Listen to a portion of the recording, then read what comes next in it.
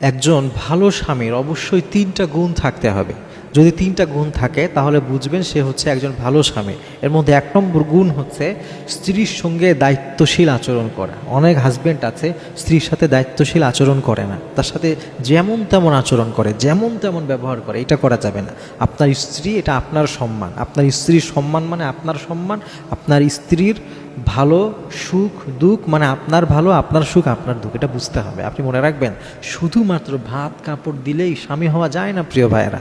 স্বামী হতে হলে স্ত্রীর সুখ দুঃখ সব কিছু ভাগ করে নিতে হয়। কিন্তু অনেক হাজবেন্ড এটা বুঝে না, তার স্ত্রীর সাথে এমন আচরণ করে যে কাজের বুয়ার মতো আচরণ করে। এটা কখনো দায়িত্বশীল মানুষের আচরণ হতে পারে না।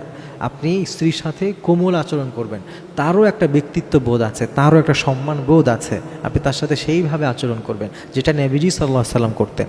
নবী সাল্লাল্লাহু আলাইহি সাল্লাম কখনো তার গোটা জীবনে তার কোনো স্ত্রীর সাথে এমন কোনো আচরণ করেন না যেটা অসম্মান দেখায়, যেটা তার জন্য অসম্মানের হয়, এমন কোনো আচরণ করেন না। অনেক হাজব্যান্ড এমন আছে তারা মনে করে যে আমার টাকায় তুই খাবি, আমার টাকায় তুই পড়বি, তোর সাথে আবার এমন কি আমি সম্মান দেখাবো। এটা ঠিক নয়। তাকে স্নেহ করবেন, তার ব্যক্তিত্বকে, তার পার্সোনালিটিকে আপনি সম্মান দেখাবেন।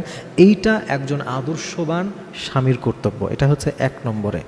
২ নম্বরে যেই কাজ করবেন সেটা হচ্ছে স্ত্রীর সাথে মাঝে মাঝে পরামর্শ করবেন, বিশেষ করে সাংসারিক বিষয়গুলোতে। এটা একজন আদর্শবান স্বামীর একটা গুণ। অনেক সময় বিশেষ করে সাংসারিক যে বিষয়গুলো আছে, অনেক সময় হাজবেন্ডের থেকে স্ত্রীরা অনেক সময় ভালো বুঝে, কারণ সংসারটাই তার কাছে গোটা দুনিয়া। আপনার কাছে হয়তো গোটা দুনিয়া অনেক বড় হতে পারে, কিন্তু একটা মেয়ের কাছে তার স্বামীর যে ঘরটা, তার যে ছাদ, তার যে 4টা দেওয়াল, এইটাই তার কাছে গোটা দুনিয়া।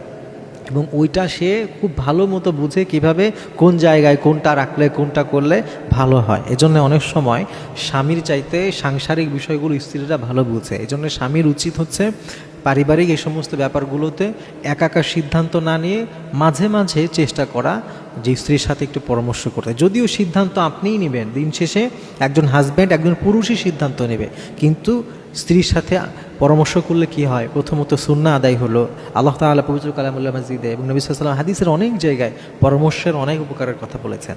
দ্বিতীয়ত, স্ত্রী এটা ফিল করবে যে তাকে মূল্যায়ন করা হয়, তার কথার একটা মূল্য আছে আপনার কাছে। তখন অটোমেটিকলি আপনার প্রতি একটা ভালো ধারণা, আপনার প্রতি একটা সম্মানবোধ তার তৈরি হবে।